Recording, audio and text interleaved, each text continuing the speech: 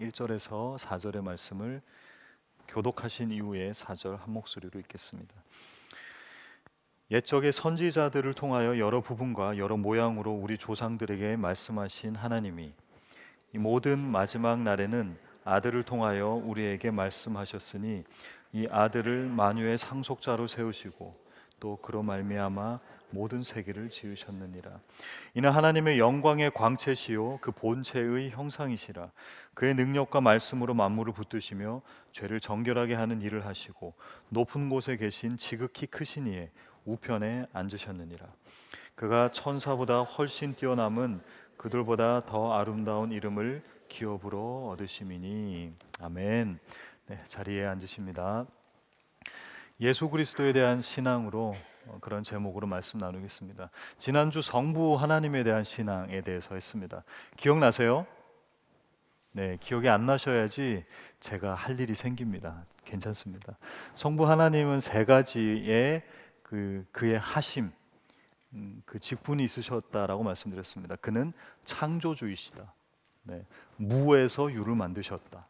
그러기에 그는 누구로부터 만들어진 존재가 아니다라는 거였습니다. 두 번째, 구원의 설계자, 구원의 주체자, 주권자 되신다. 그 구원을 창세부터 이미 예정하셨다라는 것이죠.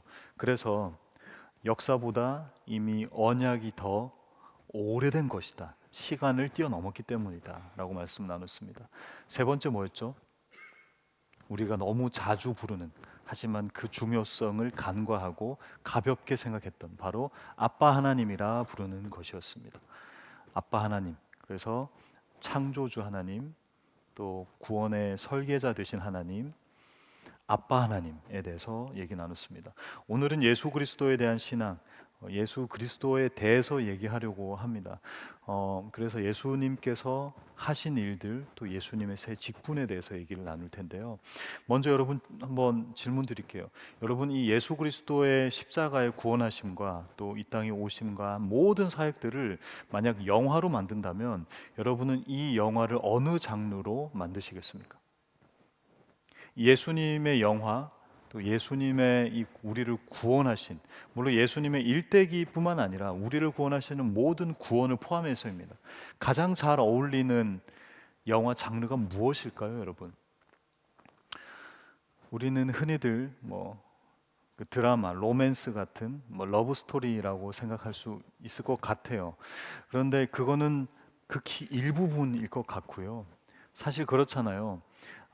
로맨스를 포함하는 모든, 제가 생각하기에 제 개인적인 겁니다. 최고의 영화 장르는 저는 액션이라고 생각합니다. 저는 액션을 되게 좋아하거든요. 그래서 막 로맨스 이런 거 보면 조금 좀 답답하긴 하더라고요. 빨리 뭐가 진전이 안 되고 사람의 감정이 그냥 밀당만 하는 듯한 느낌. 근데 여러분, 액션 영화에 보면 그 바쁘고 목숨이 왔다 갔다 하는 그 순간에도 사랑을 하더라고요. 막 러브씬이 있고 갑자기 지금 와서 이러면서 남주 여주가 이렇게 막 갑자기 막 그렇게 아름다운 사랑을 나누고 막 그렇더라고요. 그래서 저는 누가 뭐래도 액션이 이 인간의 모든 희노애락을 담고 있다라는 주의입니다. 그래서 저는 참고로 본 시리즈 아시죠? 네, 본 아이덴티티, 본 수프리머시, 본 얼티메이텀, 이 본 시리즈, 제이슨 본 시리즈를 굉장히 좋아합니다. 네, 너무 재밌더라고요. 액션의 최고봉이지 않을까라는 생각이 듭니다.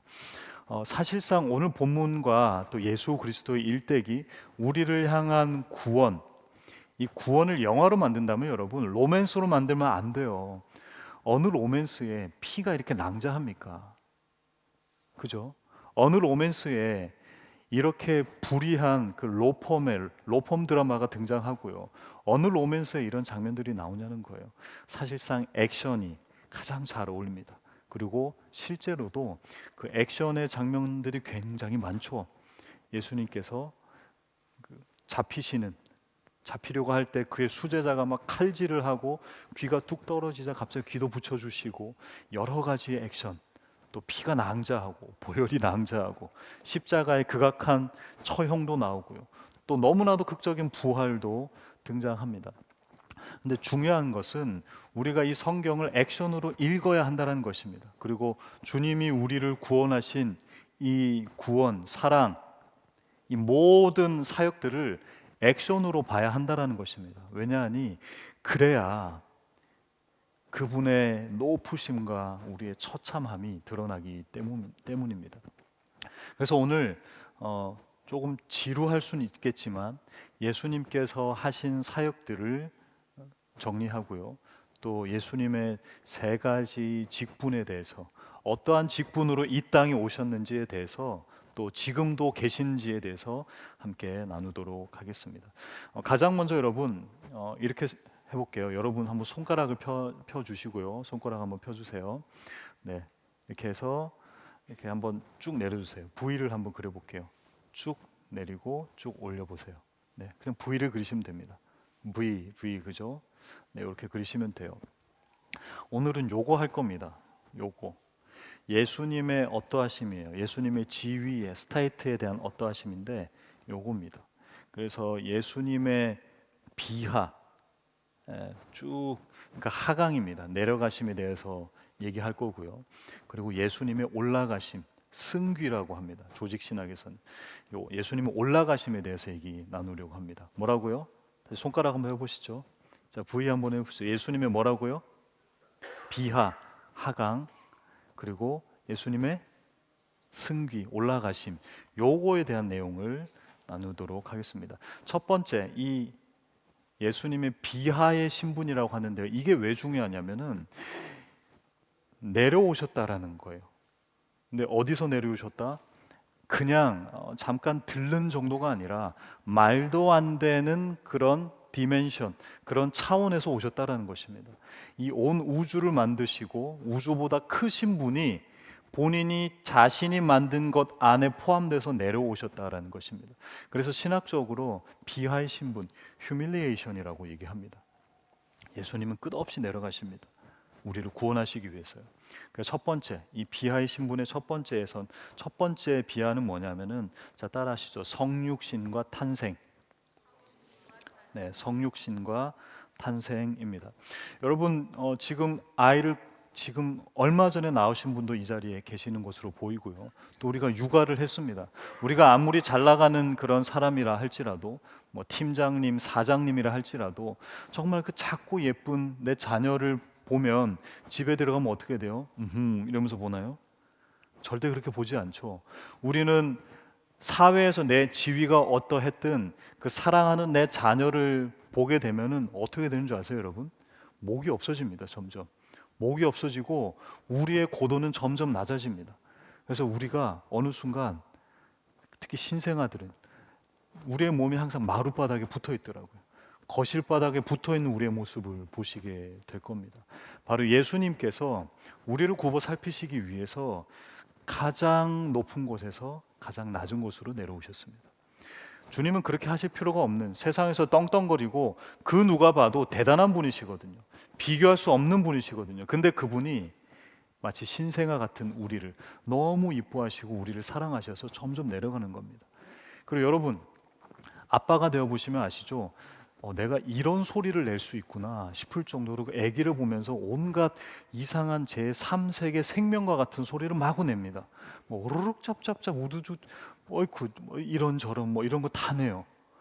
여러 언어도 창조할 정도로 우리는 그 생명 앞에 나도 모르게 뭐가 되는 줄 아세요? 하강합니다. 휴밀리에이션 되고 낮아지고 비하되고 원래 내 모습, 원래 가장 아름답고 멋진 내 모습이 아니라 우리는 계속 내려갑니다. 내려가고 또 내려가고 또 내려갑니다. 하늘의 영광을 버리시고 기꺼이 이 먼지 가득한 그리고 먼지로 만들어진 우리에게 성육신 하신 것입니다.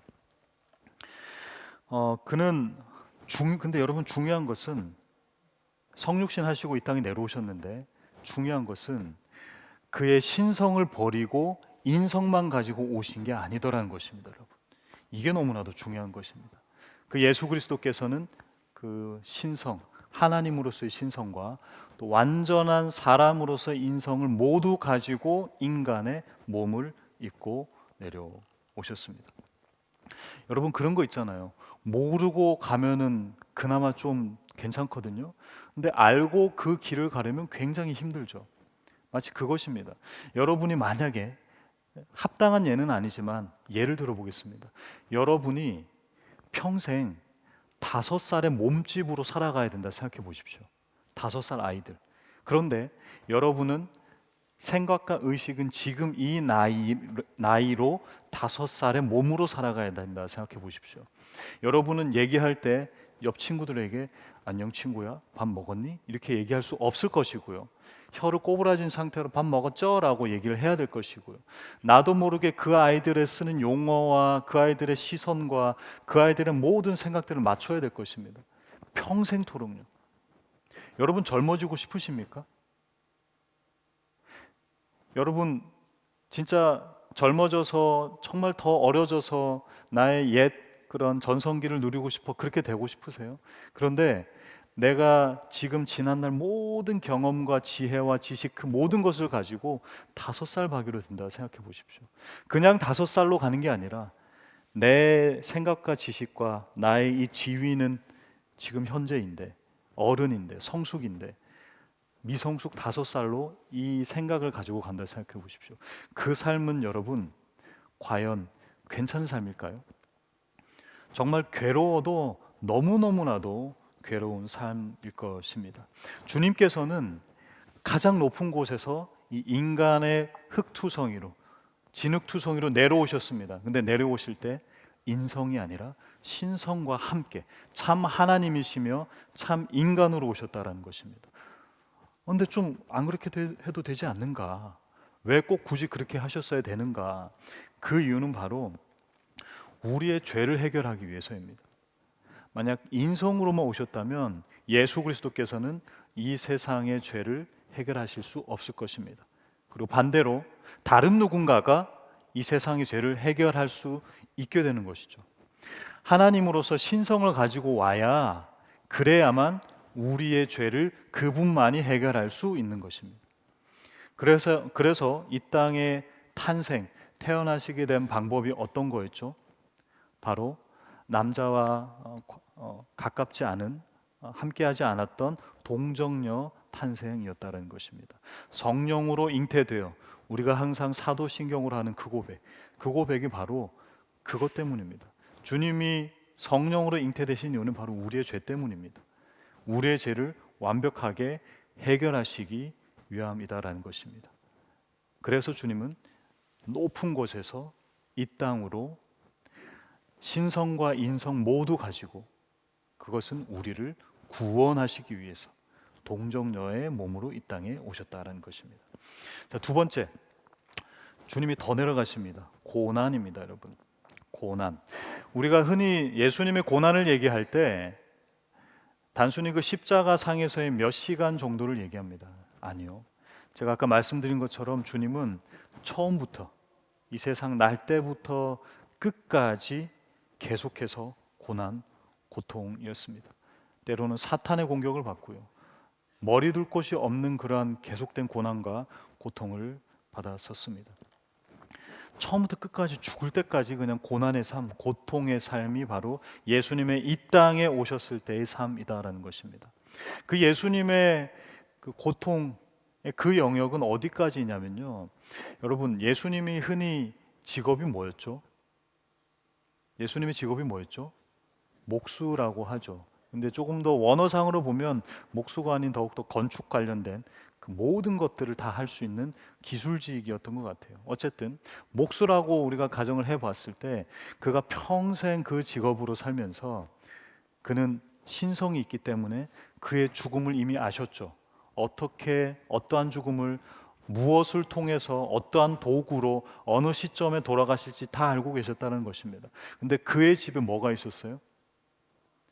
그의 집에 그의 직업으로서 그의 집에 그의 사용 도구와 그가 죽게 될 것들이 그 연장, 도구, 못, 망치, 또 나무들이 가득했다라는 것입니다.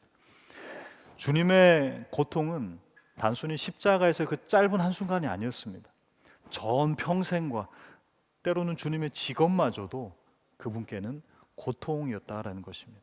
그래서 예수 그리스도의 고난은 출생부터 죽음까지였습니다. 자, 세 번째, 예수님이 더 내려가십니다. 고난뿐만이 아니라 죽음까지 가십니다. 예수님의 죽음은 여러분 그냥 사고 혹은 사고사 혹은 힘이 없어서 무능력해서 돌아가신 것이 아닙니다. 예수님의 죽음은 우리의 죄를 대신하기 위한 형사적인 형벌이었습니다. 주님은 수치스러운 십자가에 달리셨죠. 근데 생각해 보면 여러분, 생명이신 분이 죽음을 맞이한다는 것은 어떠한 느낌일까요? 생명 자체이신 분이 죽음을 맞이한다는 것은 우리가 왜 모순이라고 하죠. 방패, 모든 것을 막을 수 있는 방패와 모든 것을 뚫을 수 있는 창이 맞부딪히는 것과 똑같은 상황이었습니다. 생명이신 그분이 죽음을 맞이한다는 것 자체가 말이 안 됐죠. 이거는 설명할 수가 없는 개념입니다. 어떠한 고통일지도 모르겠고요. 어떠한 단절감이 들지도 저는 상상이 가지 않습니다. 이건 말이 안 되니까 예수님께서 죽음을 맞이하셨을 때 십자가에서 돌아가시는 그 순간 직후 어떠한 자연현상이 벌어졌나요? 가장 먼저 휘장이 찢어지고요.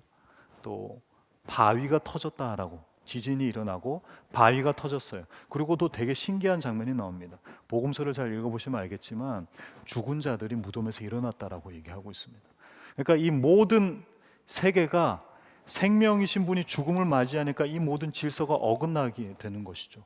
그러다 보니 예수님의 죽음의 현상, 그 죽음의 직후 일어난 현상들이 이 세계가 뭔가 들어맞지가 않는 현상이 생겨나는 것이죠.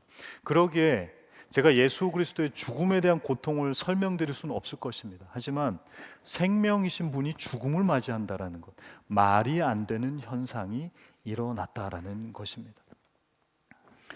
네 번째, 그 죽음 때문에 예수님은 더 내려가십니다. 그리고 장사 지냄입니다.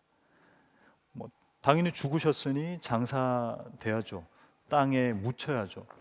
근데 여러분, 이 장사 지낸다라는 것은 단순히 그냥 죽은 몸을, 시체를 무덤에 묻는다의 개념이 아닙니다. 이것은 무엇을 의미하냐면 저주받은 땅에 다시 한 번 더 저주로 묻혀진다라는 의미인 거예요. 제가 종종 설명드렸죠. 그리고 주일 예배 때도 계속 말씀을 드렸습니다. 우리는 무엇으로 지어졌나요? 흙으로 지어졌죠. 그 흙에 대한 히브리어가 뭐였죠? 아담마흐였습니다. 아담마흐에서 지어졌으니 사람을 뭐라고 지칭한다고요? 아담입니다. 그래서 아담은 고유명사이기도 하고 사람이라는 일반 명사이기도 하죠. 근데 그 아담, 흙으로 온 우리들이 죄로 인해서 우리가 저주받지 않고 무엇이 저주받았다고요? 땅이 저주받았어요. 그런데 그 땅에 누가 묻히시는 거예요? 예수 그리스도께서 묻히시는 것입니다. 그러니 나무라는 십자가에 달려서 저주받았던 그 형벌, 십자가 죽음, 더 나아가서 땅에 묻히는 그 장사됨, 땅에 묻힘 자체는 더욱더 처절한, 그 예수 그리스도께는 일어나면 안 되는, 마치 생명이 죽음을 맞이할 수 없듯이 그 생명 되신 분이, 복 되신 분이 저주를 완벽하게 받는 곳이 바로 장사 지내는 것입니다. 그 장사 지내는 기간이 며칠이었나요? 3일이었죠. 그 3일 동안에 어떤 일이 일어났는가? 바로 음부로 내려가셨습니다. 지옥의 바닥을 뚫고 내려가신 것입니다. 그러니까 이에 대한 신학적 여러 가지 내용들은 있지만 베드로전서 3장 18절 19절에서 예수님이 죽으시고 난 이후에 음부 혹은 지옥으로 내려가셨다라는 부분에 대해서 이렇게 얘기하고 있습니다. 우리 한 목소리로 읽겠습니다. 시작. 그리스도께서 단번에 죄를 위하여 죽으사 의인으로서 불의한 자를 대신하셨으니 이는 우리를 하나님 앞으로 인도하려 하심이라. 육체로는 죽임을 당하시고 영으로는 살리심을 받으셨나니 그가 또한 영으로 가서 옥에 있는 영들에게 선포하시니라. 예수님이 지옥에 가셔서 음부로 내려가셔서 지옥을 경험하셨다라는 것은 아닙니다. 하지만 주님은 가실 수 있는 가장 최하 지점, 최저 지점까지 내려가십니다. 그리고 신학자들은 예수님은 그 지옥에 가서 승리를 선포하셨다라고 얘기를 하고 있습니다. 주님은 우리를 위해서 가장 높은 곳에서 가장 낮은 곳으로 성육신 하십니다. 인간의 몸을 입고 오십니다. 그렇게 탄생하십니다. 그리고 고통당하시고요, 죽으시고요, 죽음 이후에 저주로 여겼던 그 땅, 그곳에 묻히시고요, 그리고 더 내려가서 음부, 지옥을 경험하고 찍고 내려오십니다. 그런데 여러분, 그런 말이 있죠. 더 이상 내려갈 데가 없다. 그럼 뭐 하는 것이에요? 찍고 올라갈 때다라는 것입니다.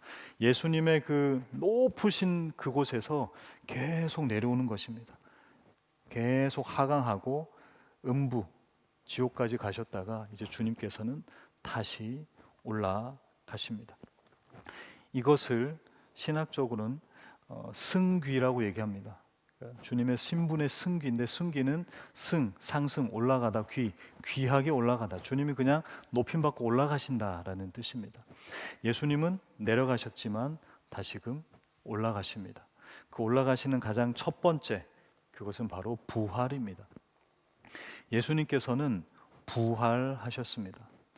단순한 부활이 아닙니다. 단순히 죽은 자 가운데서 단순히 깨어난 것 자체가 아닙니다.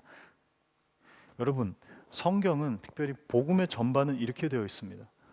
복음이라 할 때 이 성경을 무엇과 무엇으로 나누죠? Old Testament와 New Testament로 나누죠. 이 Testament는 무슨 뜻이죠? 언약, 약속이라는 뜻이죠. 성경에서는 계속해서 약속을 합니다. 구약의 선지자들과 많은 사람들이 약속을 하고요, 그 약속이 성취됩니다. 어디에서요? 십자가에서요. 십자가는 성취입니다. 앞에 모든 말씀들은 언약, 약속이고요, 십자가는 성취입니다. 그럼 부활은 무엇일까요? 그 성취에 대한 확인입니다. 다시요. 구약의 모든 말씀들은 언약이에요. 약속이고요. 그 약속이 무엇을 통해서 이루어졌다고요? 십자가를 통해서 이루어집니다. 그리고 그 십자가를 통해서 이루어진 언약이 부활을 통해서 무엇 되었다고요? 확인되었다는 겁니다. 확실하게 확인되었다라는 것입니다. 그래서 예수님께서는 부활하셔야 했습니다. 그리고 예수님의 부활로 인해서 이 모든 약속들이 완벽하게 이루어졌다라고 얘기하고 있습니다. 사실 부활에 대해서 우리야 믿니, 마니, 그게 가능한가, 불가능한가라고 얘기하지만, 그때 당시에는 많은 사람들이 예수님을 다시 목격했습니다. 그래서 그때 당시에는 부활을 의심하지 않았어요, 여러분. 뭐를 의심했는가? 예수는 죽지 않았다를 의심한 거예요. 그만큼 예수님의 다시 일어나심, 부활하심은 역사적인 사실이었다는 것입니다. 고린도서에 보면 그렇게 되어 있죠. 한 방에 500명이 받습니다라고 얘기하고 있습니다. 한 방에 500명 보면요, 여러분, 이 소문이 삽시간에 흩어져 갑니다. 그만큼 부활은 역사적으로도 확실한 것이었습니다.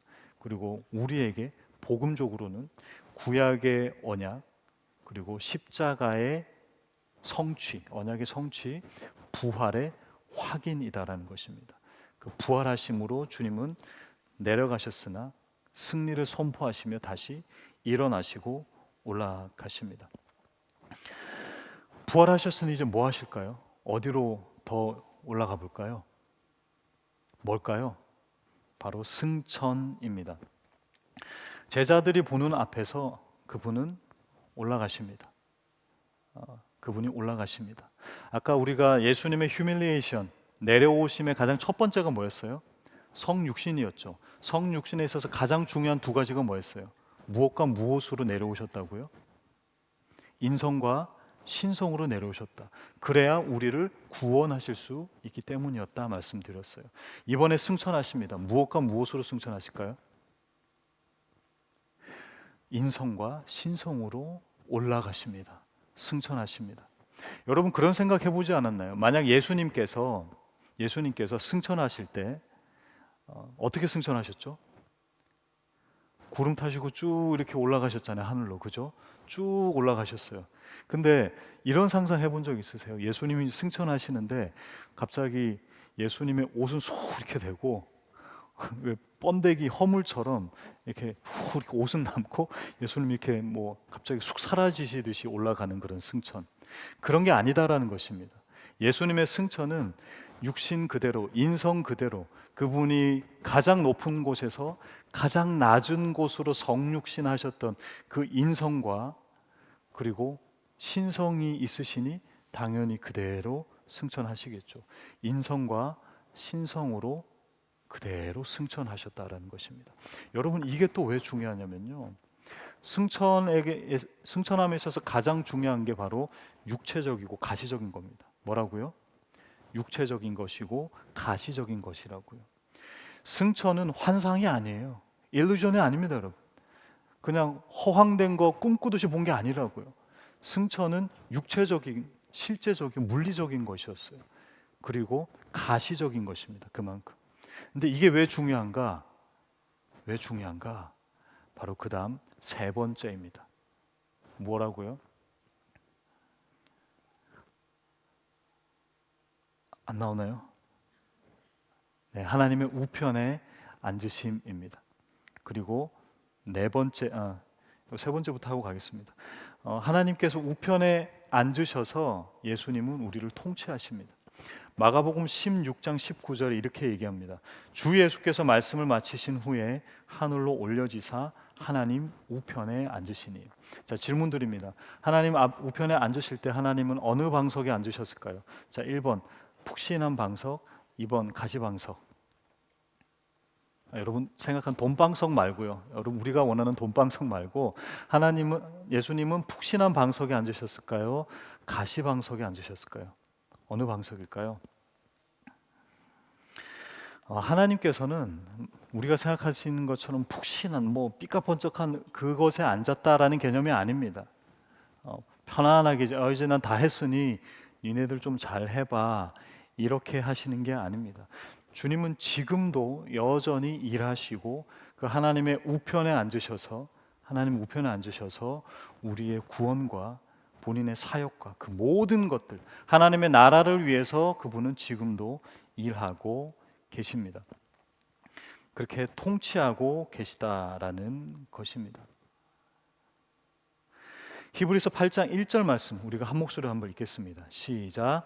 지금 우리가 하는 말의 요점은 이러한 대제사장이 우리에게 있다는 것이라. 그는 하늘에서 지극히 크신 이의 보좌 우편에 앉으셨으니 10장 12절도요. 시작. 오직 그리스도는 죄를 위하여 한 영원한 제사를 드리시고 하나님 우편에 앉으사. 주님은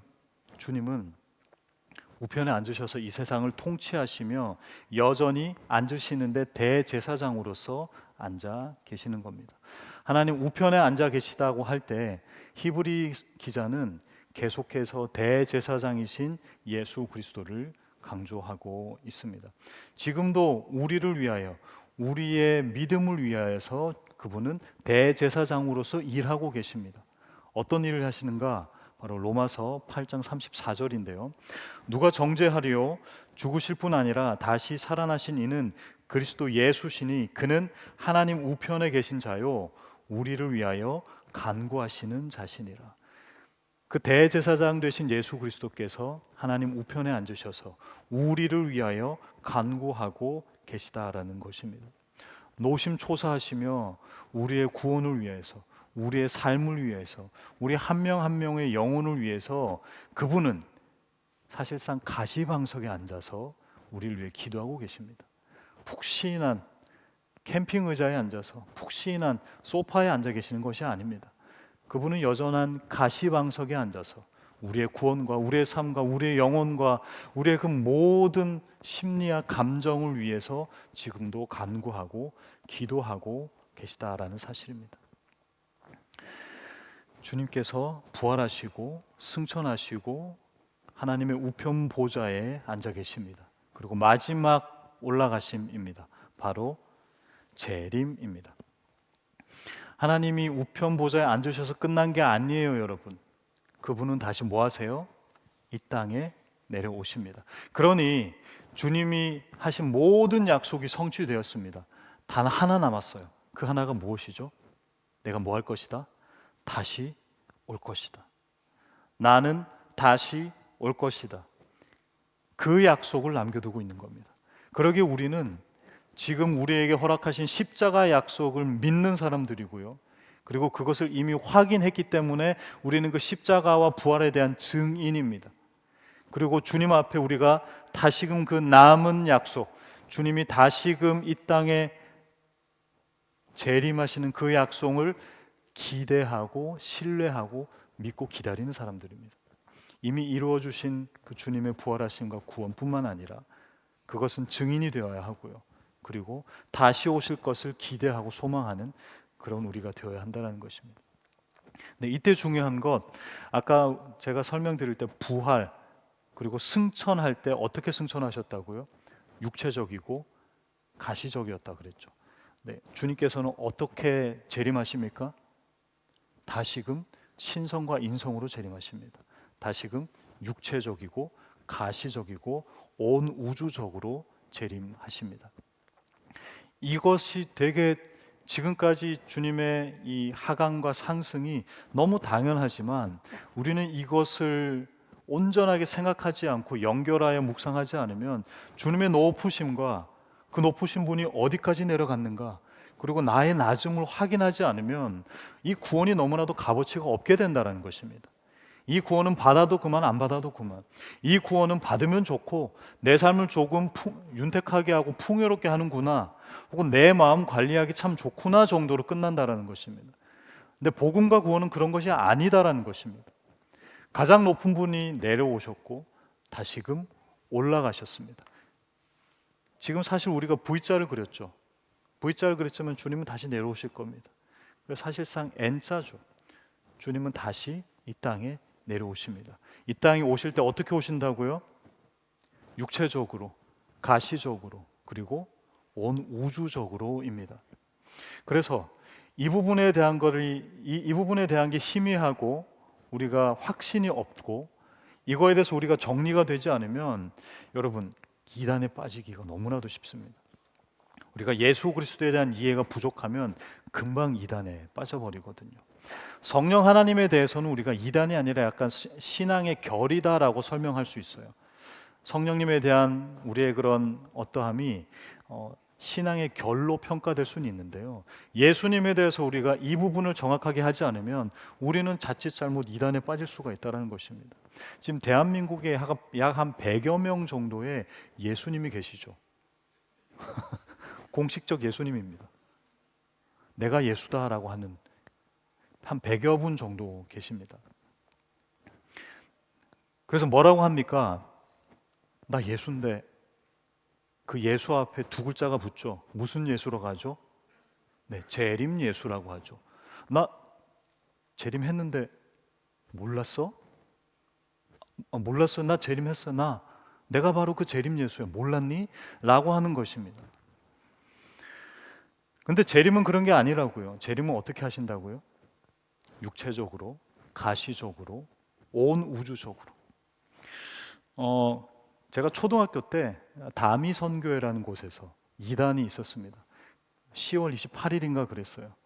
이날이 지나면 12시에 예수님이 오신다. 세상이 끝난다. 종말이다. 그래서 여기 있는 사람들 다 휴거해서 공중부양된다라고 했습니다. 제가 엄청 기도 많이 하고 잠들었어요. 하나님 아니죠. 어린 마음에 어떻게 기도했냐면 주님, 성경에서 기특해요. 성경에서 주님이 오시는 때는 아무도 모른다면서요. 근데 뉴스에서 그렇게 막 얘기하면 모두가 주님이 오신 날은 이 날은 알게 되는 거잖아요. 그럼 이 날만은 절대 아니겠네요. 그러니 주님 이 날이 마지막 날이 안 되게 해주세요라고 기도하고 잠들었어요. 너무 무서운 거예요. 나만 혼자 여기에 남게 되고 부모님은 갑자기 사라지고 그렇게 생각이 들더라고요.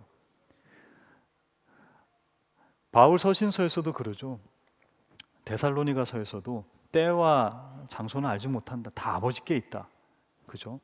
그러니 이날 재림할 거야 하면 주님이 만약 그날 재림하려고 계획했다 할지라도 야, 너 어떻게 알았니? 아마 주님이 계획을 변경하시지 않을까. 진짜 그 마음으로 잠들었습니다. 근데 그때 재림하셨나요? 하지 않으셨나요? 하셨다면 우리가 이 자리에 있을 수 없죠. 그래서 한 12시가 좀 넘었어요. 막 사람들이 기도합니다. 열정적으로 기도합니다. 열광적으로 기도해요. 그러다가 결국에는 한 뭐 새벽 몇 시쯤 됐어요. 왜 재림이 안 되죠? 했더니 뭐라고 하냐니까 시차가 있대요. 주님이 저기 예루살렘부터 이렇게 시차 이렇게 하시느라고 약간 시차 때문에 조금 늦게 할 테니까 조금만 기다려 보라는 거죠. 그래서 결국 아침이 되었는데 여전히 아무 일이 없었습니다. 그래서 자유롭게 돌아갔다라고 얘기를 들었습니다. 집으로 간 거죠. 재림 바로 육체적이고 가시적이고 온 우주적으로 단번에 일어나는 것입니다. 이해되시죠? 그래서 예수님께서 성육신 하셔서 이 땅으로 내려오십니다. 고통받으십니다. 평생 본인의 아기 때부터 죽으실 때까지 평생 고통을 받으세요.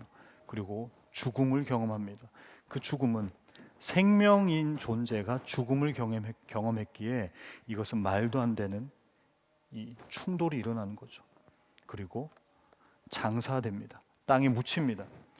저주받은 땅에 다시 한 번 더 저주로 완벽하게 묻히시는 거예요. 그와 함께 하나님과 단절되는 엄청난 고통을 또 당하신 것입니다. 결국 음부에 내려갑니다. 지옥에 하강하여 그곳에서 주님께서 다시금 올라가십니다. 지옥 영들에게 복음을 선포하고 승리를 선포하며 다시 올라가십니다. 부활하십니다. 그 부활은 역사적 증거입니다. 역사적 사실이자 많은 증인들이 있습니다. 그리고 주님은 승천하십니다.